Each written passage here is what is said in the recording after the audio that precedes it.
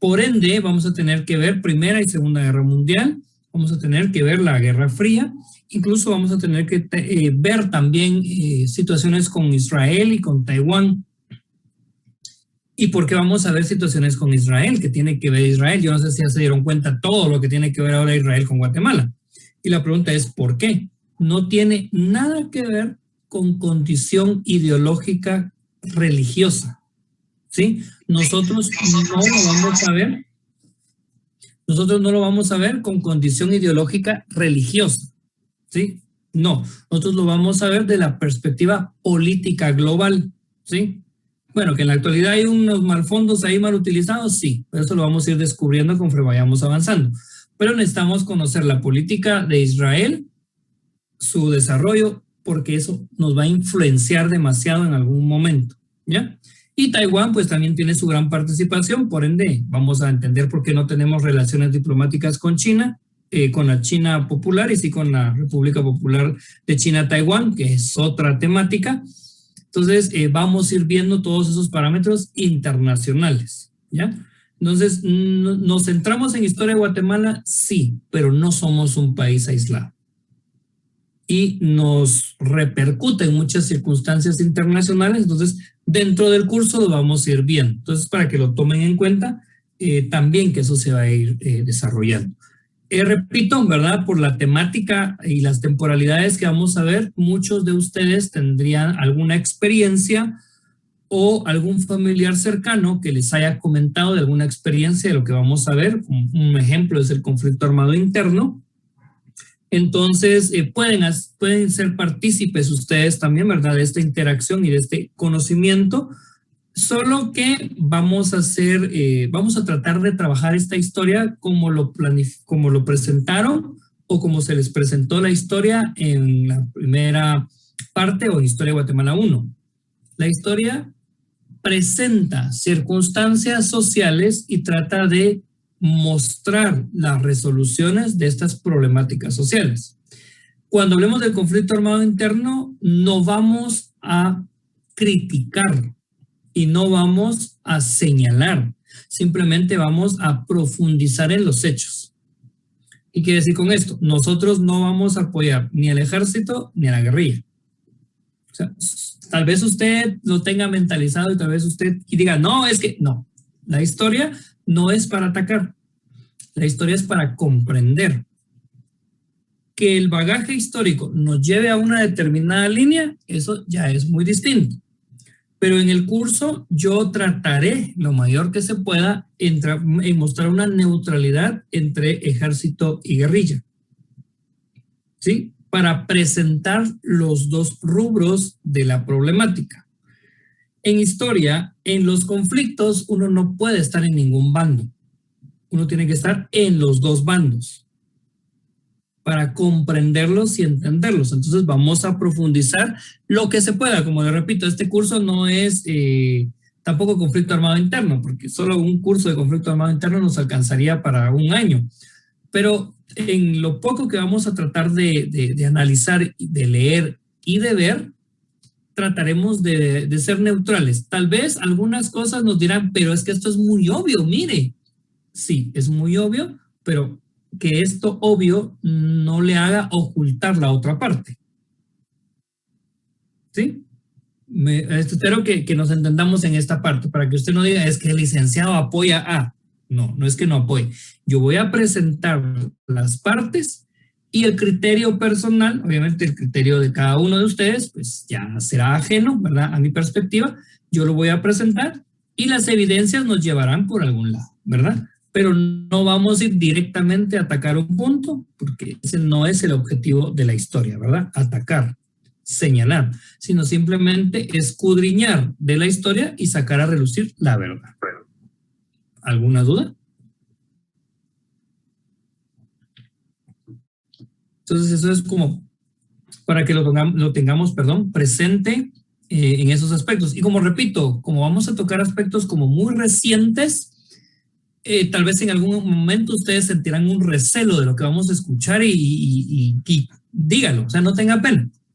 Es historia actual. El problema de la historia actual es que todo el mundo la vive. Entonces lo puede decir, no tenga pena, estamos en esa apertura, ¿verdad? En esa apertura diplomática y científica de lo que es la historia. Pero siempre tratemos de ser claros, ¿verdad? En lo que vamos a exponer, solamente. ¿Todas? ¿Claro? ¿Clarines? Sí, disculpe. Sí, dígame.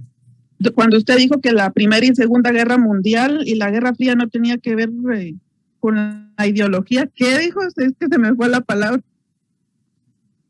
A mí también se me fue la palabra porque no capto muy bien dónde. Que sí tenía que ver con la política, con Guatemala, pero no con la ideología. ¿Qué? Ah, sí, la ideología. No, yo me refería a lo de Israel, con la ideología religiosa. Ah, gracias. Sí, porque yo no voy a tomar, para que de una vez lo vean, o sea, yo voy a tomar a Israel como el Estado de Israel y la conformación del Estado de Israel. No voy a hablar del pueblo bíblico de Israel. Eso es teología, eso es completamente aparte en otra perspectiva.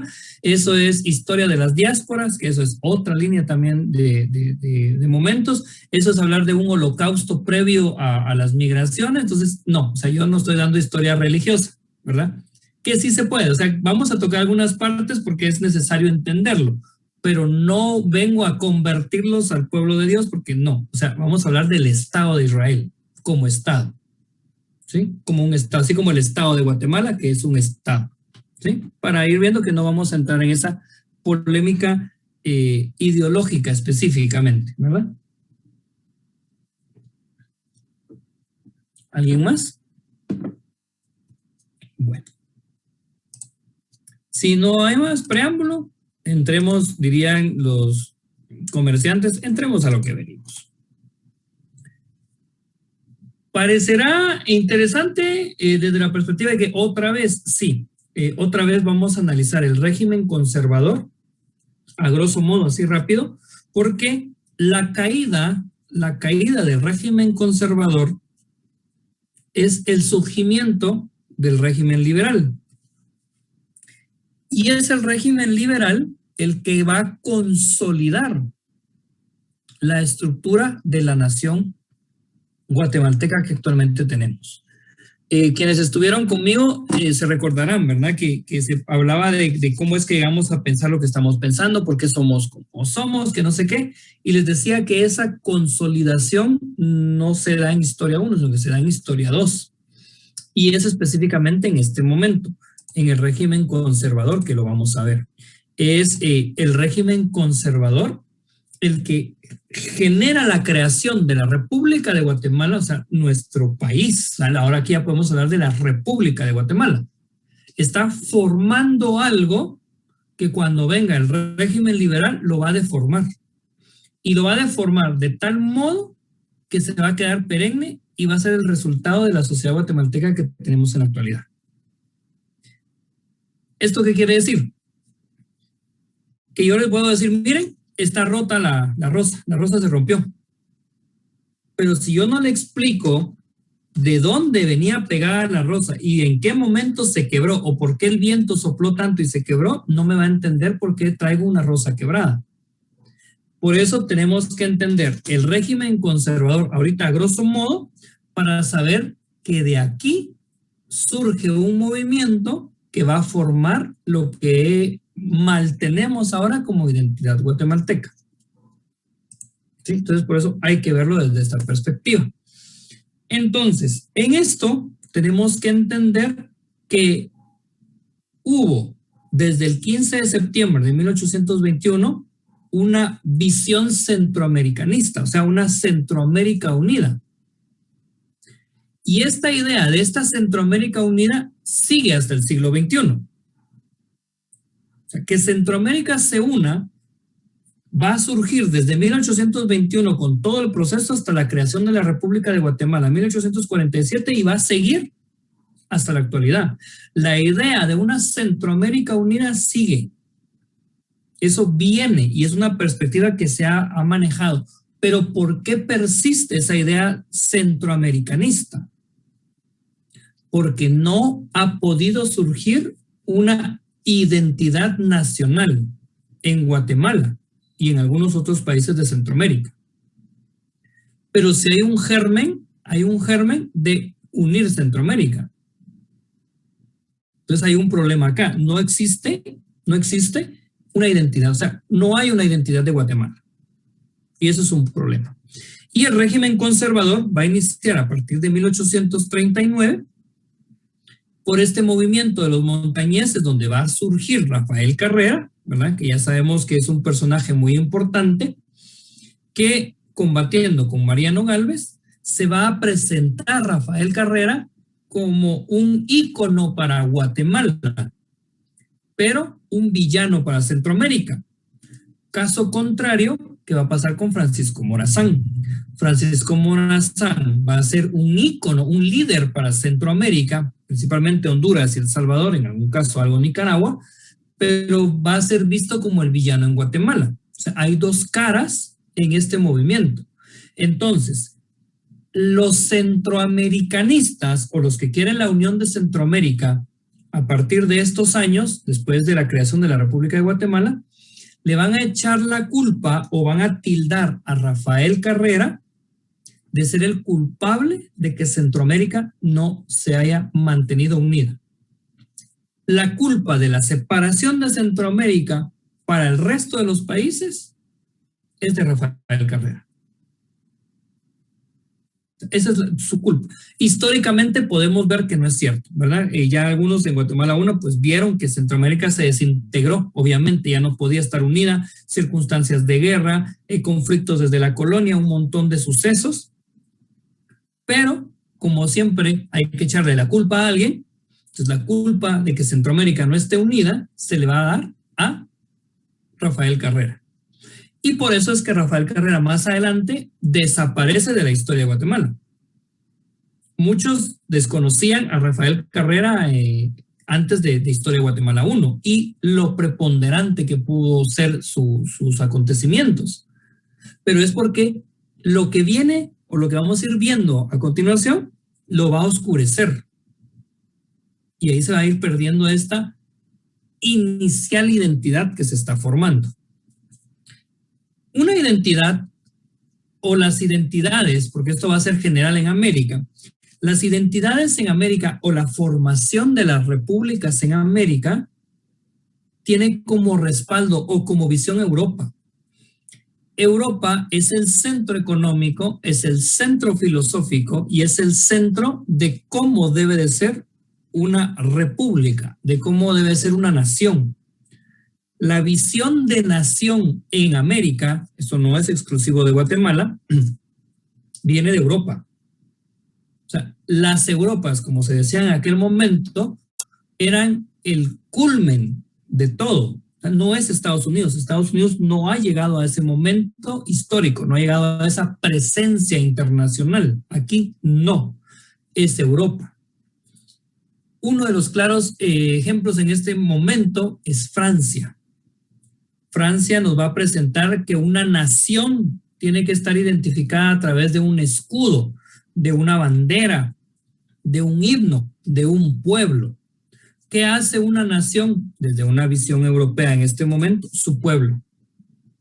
Pero el pueblo para existir se tiene que sentir identificado con su nación.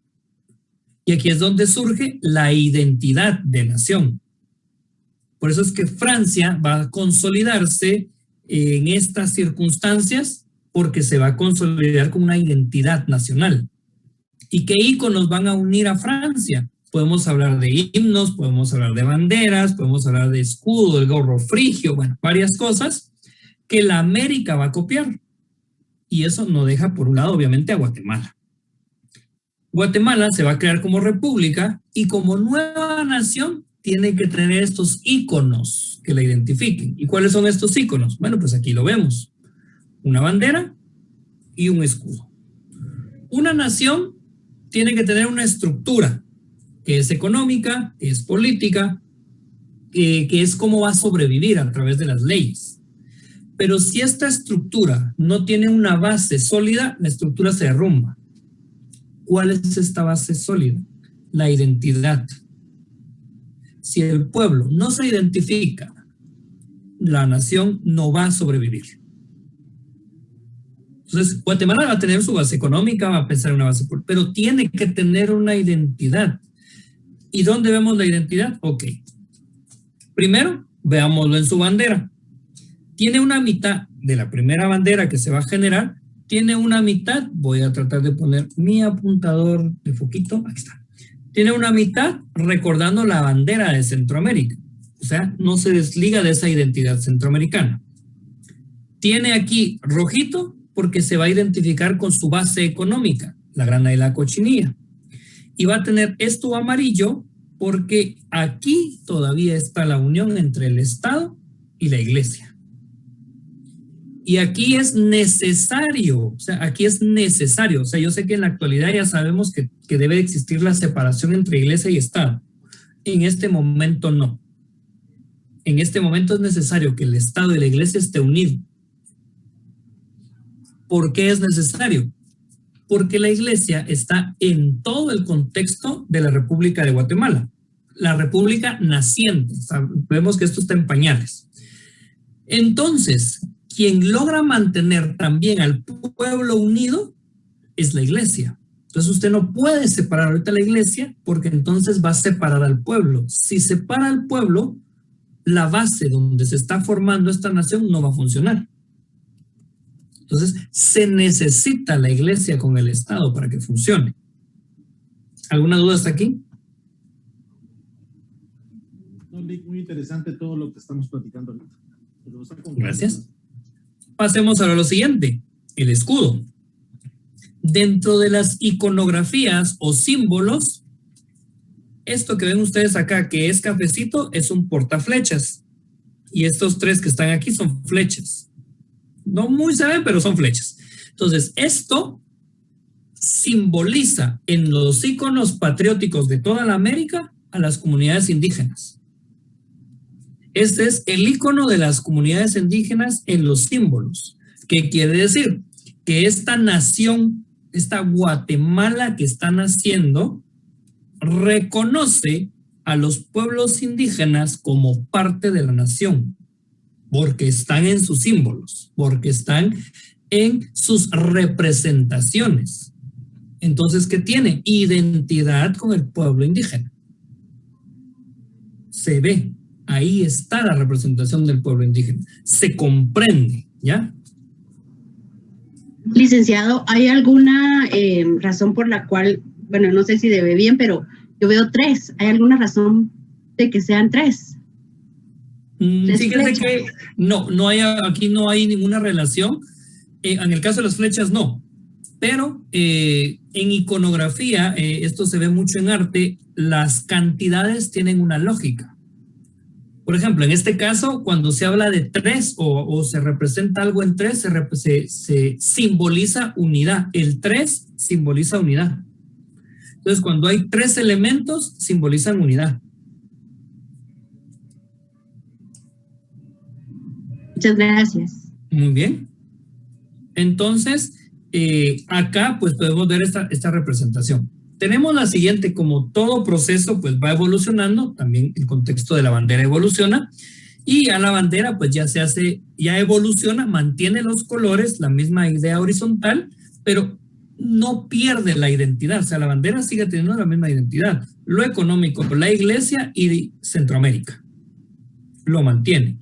El escudo pues ya tiene otra evolución, va perdiendo un poco el factor indígena de presencia, pero va dando una presencia todavía fuerte. La Iglesia ayuda todavía a mantener las comunidades indígenas que se sientan identificados. Entonces eso se ve aquí. Pero ahora pasamos a la siguiente, donde hay unidad y identificación en estas banderas. ¿Cómo se identifican ustedes con esta bandera? Porque esta ya es su bandera. ¿Y cómo se identifican ustedes con este escudo? Estos escudos tienen un simbolismo y una representatividad. ¿En qué los representa el escudo actual? Aquí hay unas evoluciones, pero son pequeños detalles que ha evolucionado. ¿Pero en qué los representa? O sea, aquí hubo un rompimiento completo. Se dan cuenta ustedes que esta evolución rompe. O sea, rompe, pero así fuerte. ¿Dónde hay identidad en este símbolo? ¿Dónde están los pueblos? ¿Sí, Epifanía?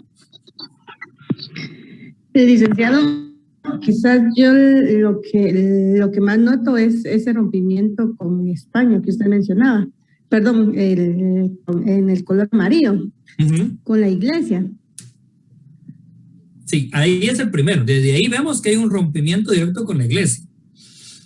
Y creo que el momento histórico todavía no da para eso, pero aquí hay una idea. Pero, ¿dónde están las comunidades indígenas? En el escudo.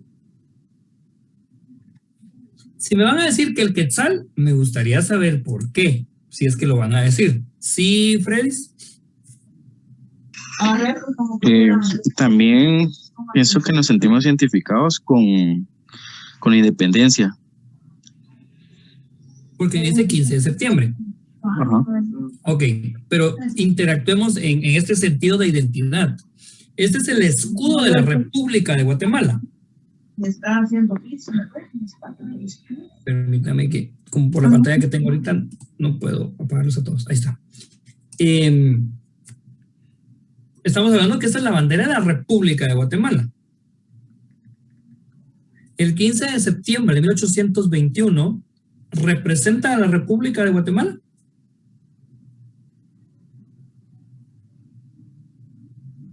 Porque ese es el escudo de armas de la República de Guatemala. Y es la identidad del escudo de una nación conocida como Guatemala. Ahora, la pregunta sería, si ha funcionado, porque por eso vamos a encontrar la disfunción, si ha funcionado la creación de identidad guatemalteca, ¿cómo se identifica usted como guatemalteco con esa fecha? No se identifica bien. ¿Sabe por qué no se identifica bien? Porque esa fecha es de Centroamérica. Entonces, ¿qué existe ahí? Ahí existe el germen centroamericanista. No existe el germen guatemalteco. ¿Se recuerdan lo que les venía diciendo? Centroamérica sigue con esa idea de unirse, inclusive después de 1821, incluso después de 1847. Siguen con la idea de seguir, y todavía existen grupos que piensan en la Unión Centroamericana en la actualidad.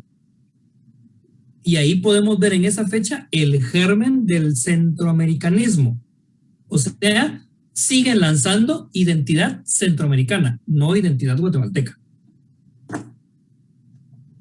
Lick, es por eso de que aquí los mexicanos, por ejemplo, que se identifican tanto con su país y, por ejemplo, la celebración de independencia de México, esos cuates echan la casa por la ventana cada año. Y aquí en Guatemala no es tan relevante. O sea, aquí en Guatemala el país se emociona por las bandas. Pero nada más, eso es el 15 de septiembre en Guatemala, es de que va a haber desfile. Pero nada más, pero pues, el país más cercano, que es México, que está, que no está dentro de los centroamericanos, sí se identifica mucho con su independencia. ¿Será lo que usted habla del germen centroamericanista? Fíjese que ahí hay algo interesante. Realmente nosotros, bueno, vamos a decir nos emocionamos, voy a tratar de jalarlos a todos, tal vez no. Nos emocionamos el 15 de septiembre, no por las bandas. Tampoco por el descanso, porque si no nos emocionáramos el 30 de junio. Nos emocionamos porque nuestros peques van a salir a la calle a desfilar. Entonces yo estoy emocionado porque voy a ver a mi peque. O sea, la emoción ni siquiera es por la fecha, es porque va a salir el niño. O sea, nos identificamos con esa fecha porque el niño va a salir. Entonces yo quiero, primero, si es abanderado, ni digamos, usted va a tirar la casa por la ventana para que el niño se vea bien. Y si no es abanderado, pues por lo menos va a ir en caminata porque ahora ya no hay desfiles. Es puramente emocional, entonces. Sí, no hay identidad del 15 de septiembre. Pero en México hay identidad porque ellos celebran la independencia de México, bueno, ellos realmente celebran el inicio de la independencia de México con un acto que los identifica, como es el grito. O sea, ellos saben que en la noche el presidente sale, ondea la bandera y grita un montón de cosas locas y después grita ¡Viva México! Digo un montón de cosas locas porque este AMLO la última vez hizo algo tan chistoso que mejor miren. Pero, ¿qué hace a Guatemala ser Guatemala? El 15 de septiembre. Y lo peor de todo, que ya se los dije a los con los que estuvimos en Guatemala 1, lo peor de todo es que hasta va la bandera de Panamá y la bandera de Belice. Y en estos momentos ni existía Panamá, mucho menos Belice. Entonces, ¿dónde está esto? O sea, desde ahí vemos que no hay sentido de identidad nacional. ¿Por qué no hay sentido de identidad nacional? Porque esta fecha que recordamos, porque la recordamos, no es una fecha que marque a Guatemala. Eso sí, es una fecha que marca el inicio de la historia de la creación de la República de Guatemala. Eso sí, pero es que no lo concebimos así nosotros. Lo concebimos como la independencia de Guatemala.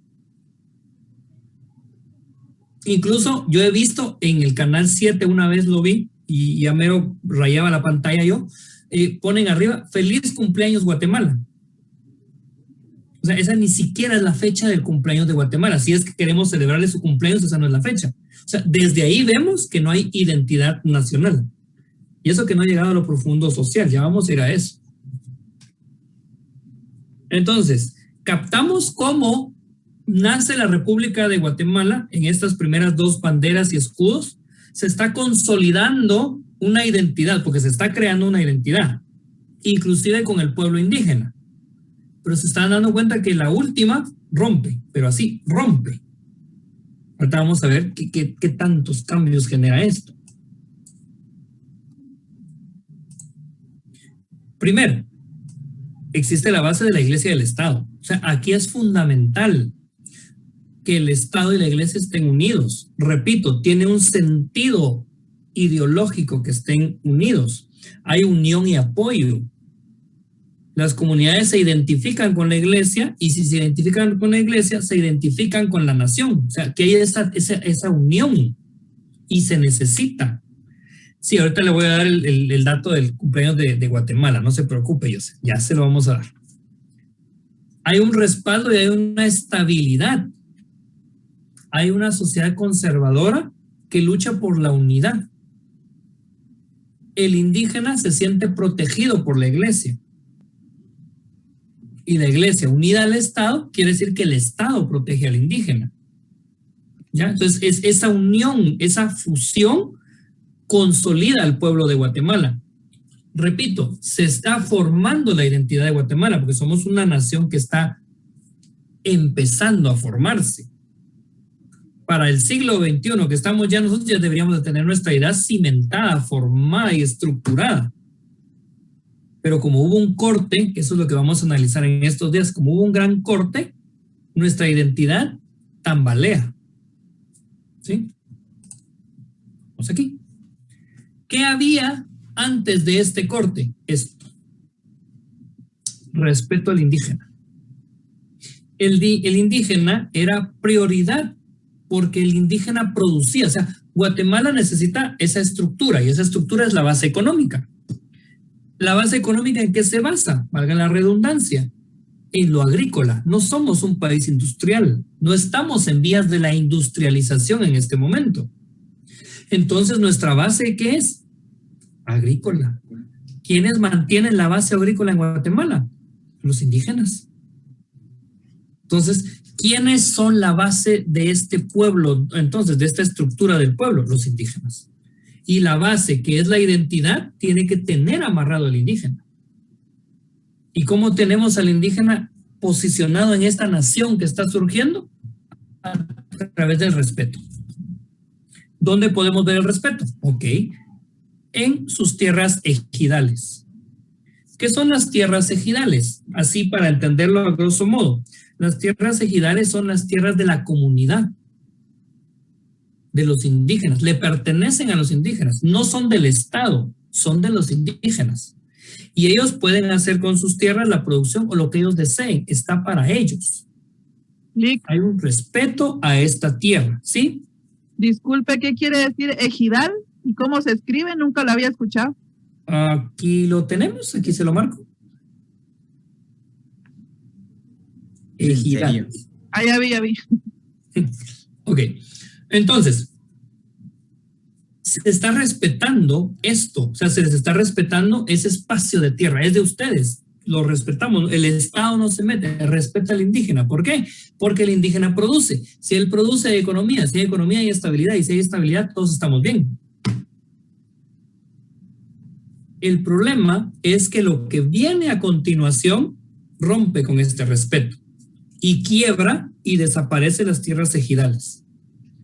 Y esto tiene repercusiones desde este momento que estamos viendo hasta la actualidad. Yo no sé si hay alguien por acá, ¿verdad? Sino que nos comente, nos ayude. Por ejemplo, en San Juan, Zacatepeques, hubo un problema con tierra comunitaria, ¿verdad? Que querían expropiarla, que habían nacimientos de agua y ciertas cosas también. Hubieron unos problemas ahí. Hay ciertos sectores que todavía tienen sus tierras, ¿verdad? Las comunidades. Han habido, por ejemplo, situaciones con hidroeléctricas, con mineras, que los indígenas han pedido que se les respeten sus tierras. O sea, eso viene desde esta temporalidad. Perdón, alguien había levantado la mano, pero se me escapó.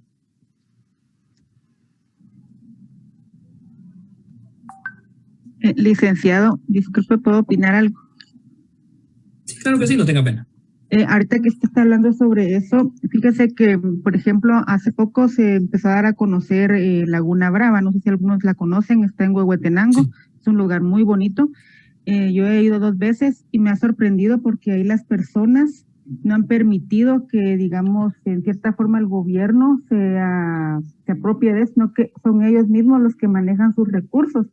Inclusive yo les pregunté a uno de ellos que, como el recorrido, ¿verdad? Es algo largo, que si podían usar lanchas de motor, y me dijo, no, aquí solo vamos a usar con remo porque no queremos contaminar la laguna, ¿verdad? Y todo ahí es al puro natural, pero se ha mantenido y lo dieron a conocer hace poco porque hace como 7 u 8 años que lo abrieron al público, porque ese lugar lo tenían ellos solo para el disfrute de ellos, ¿verdad? Y sí respetan bastante y sí es un lugar muy bonito y gracias a Dios no se ha intrometido al gobierno, ¿verdad? Si no ya lo hubieran hecho lata. Gracias a Dios no se han dado cuenta que hay otras cosas ahí para explotar. Entonces, sí, entonces existe esto. Ya no se llaman, estas tierras ejidales ya no existe ese nombre. Actualmente son tierras de la comunidad o son tierras del municipio o le pertenecen al municipio, porque ahora aquí en la actualidad ya podemos hablar de municipio. En este momento no podemos hablar de municipios porque todavía no hay como se conocen ahora. Pero estas tierras van a desaparecer. O sea, este respeto al indígena y a sus tierras va a desaparecer. Si se pierde el respeto a la persona desaparece. Entonces, esta identidad que se está formando va a tener un rompimiento tan grande que va a ocultar al indígena. O sea, el indígena va a desaparecer más adelante. O sea, el indígena ya no existe. Pero es necesario económicamente. Pero lo van a desaparecer. O sea, el indígena ya no es, si se dan cuenta, va a desaparecer en Guatemala. Va a desaparecer desde la perspectiva de que Guatemala no es indígena. Guatemala lo que menos tiene son indígenas. Y esa perspectiva de identidad, aunque no lo crean, tiene todavía sus rezagos en la actualidad. O sea, por eso es que existe esa parte como de rechazo o de exclusión, ¿verdad?, de las comunidades indígenas en algunas actividades. Inclusive algunas personas tienen esa forma peyorativa también de dirigirse hacia ellos, pero eso surge en este momento. Porque el indígena tiene un respeto, porque es importante, porque se le va a dar su respaldo, porque se le va a dar su espacio. Pero con esto que vamos a ver ahorita adelante, se rompe. Ya no hay respeto. O sea, ya el indígena no se le va a respetar y la palabra correcta es invisibilizar. O sea, ahí está, pero no hablemos de él. Tiene que estar porque es el que hace el movimiento económico agrícola. Pero no nos interesa en el pueblo de Guatemala. O sea, no nos interesa en el pueblo de Guatemala.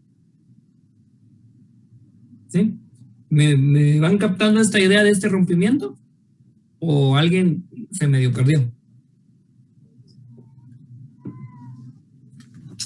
Es que como un chingado, hombre. Se le activó el audio por ahí. Licenciado, Sí, ¿le escucho? buenas noches. Mi pregunta es, si en este tiempo supuestamente el indígena es tan básico en lo que es lo económico, ¿por qué lo invisibilizan? Y eso no provocó una reacción del indígena. Fíjese que es muy interesante su respuesta. Tendría que haber creado un movimiento del indígena, porque obviamente si usted está en un buen lugar y lo mueven de ese buen lugar, usted alega. Vamos a hablar guatemaltecamente hablando, Ariel. Usted alega. Usted se para y alega, ¿por qué me movieron? El problema es que cuando se va a dar este rompimiento, se le va a quitar todo al indígena que ya no tiene ni cómo hablar. O sea, es un cambio bien fuerte. O sea, es fuertísimo, tanto que ya no tiene ni cómo hablar. O sea, por decirlo de esta forma, se va a pensar tan bien que el indígena pasa a ser invisibilizado. O sea, existe, tiene que trabajar, pero no es parte del pueblo. Y se da... Prácticamente es maquinaria, ¿verdad, licenciado? Sí, se le va a conocer solo como mano de obra. O sea, el indígena es mano de obra. Mano de obra, así de sencillo. Por eso digo, desde que se le pierde el respeto, se le pierde su presencia. Eso es como un maestro. Un maestro tiene presencia porque lo respetan. Pero cuando un maestro no le tiene respeto, pasa desapercibido donde está y no tiene donde manda. Y lo mismo pasa aquí. El indígena ya no se le va a respetar, va a ser invisibilizado. Vamos a ir evolucionando, sí, pero no hemos superado esta parte. O sea, esta parte no se ha superado. Está en un proceso, pero no se ha superado. ¿Por qué sí estaba funcionando esta consolidación? ¿Por qué sí estaba funcionando esta primera identidad antes del rompimiento? Porque existía esto. Hay unión de pueblos. Los pueblos están unidos. La única forma que una nación exista es que su pueblo esté unido. Los campesinos del oriente, los indígenas del altiplano, la élite conservadora y los liberales moderados, todos eran guatemaltecos. Estamos en formación, no es que ellos ya se hayan consolidado, o sea, está en la consolidación, o sea, va bien. Entonces, se entienden que hay pueblos, pero estos pueblos se identifican como uno solo, y era como lo que decía el compañero de México. O sea, México es un solo pueblo. El mexicano del norte, del centro o del sur es mexicano. Se identifica con su pequeño pueblo. Por ejemplo, la gente de Monterrey, o sea, se identifican como la gente de Monterrey, pero es de México. En Guatemala esto se perdió tanto que la gente se identifica con su pueblo, pero no se identifica con Guatemala. Y eso pasa en muchos lugares. Hay gente que se siente orgullosa de su lugar, pero no de su país. Y claro, miren, yo admiro, si hay alguien aquí, puede opinar también, pero yo admiro en ese aspecto a los de Quetzaltenango. La gente de Quetzaltenango, esa gente tiene una identidad tan bien, pero tan bien marcada, que usted no lo saca de su cuadrado de que Quetzaltenango es lo mejor. Pero no, les gusta ser de Guatemala. O sea, ahí hay un problema de identidad. Si usted no se identifica con algo, no lo va a querer. Y si usted algo no lo quiere, no va a luchar por ello. Por eso es que Guatemala no progresa como nación, porque no hay unión. No hay unión de pueblos. No sé si alguien quiere opinar, si se siente identificado con esto. Sí, Pedro. Buenas noches, licenciado. Sí, en lo anterior tenía una duda acerca de que si el indígena era más o menos ya estaban consolidados con esas clases que habían en ese tiempo. Supongo que en eso tenían derechos que por lo menos en las leyes que habían en la Constitución y algunas. Entonces prácticamente desde ese punto les quitan todos esos derechos y los desligan. Y aparte de eso, con lo de la identidad, que creo que en cierto punto muchos no se identifican con Guatemala, como ya sabemos por la corrupción y todo eso, pero yo haciendo una analogía, yo creo que es como que si lo hacemos nosotros algunas veces por ser estudiante de la USAC, entonces hay veces lo hacemos con otras universidades que nos identificamos tanto en ese sentido. Solo sería eso. Claro que sí, muy bien, muy amable. Sí, a lo que decía referente a la primera parte, sí va enfocado en esa línea. Y lo de la identidad es cierto. O sea, usted estudia en la Tricentenaria Universidad de San Carlos de Guatemala. O sea, desde el momento que le dicen tricentenaria, usted ya se levanta un poco. O sea, yo estudio en la Tricentenaria y hasta se mueven. O sea, estos sonará un poco chistoso o gracioso, pero estos son actos de identificación. Pregúntele a usted a un mexicano, ¿te gusta México? Y se siente el movimiento. Obviamente México es lo mejor. O sea, se mueven. Ese movimiento es porque hay identidad ya con las personas.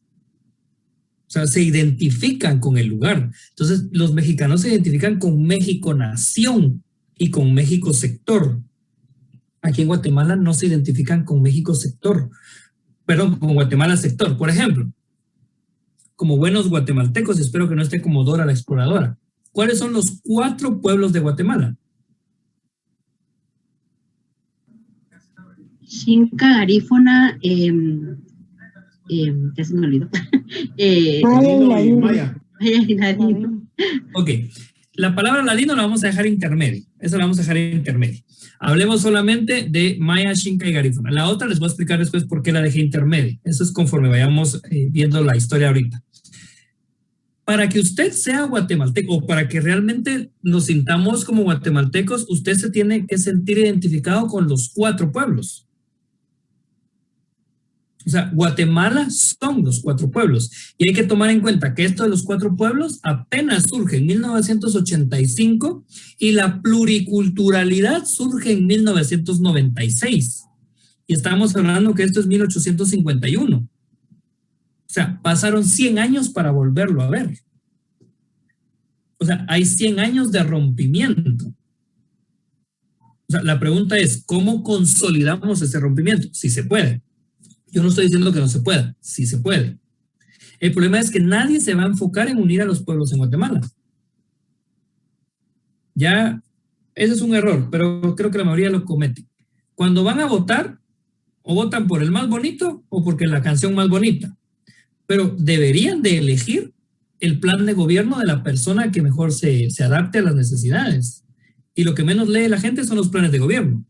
Yo sé que muchos me van a decir, pero si nadie hace los planes de gobierno, ni siquiera los cumplen. Pero por lo menos usted tiene dónde decir, ahí decía que iba a hacer y no lo hizo.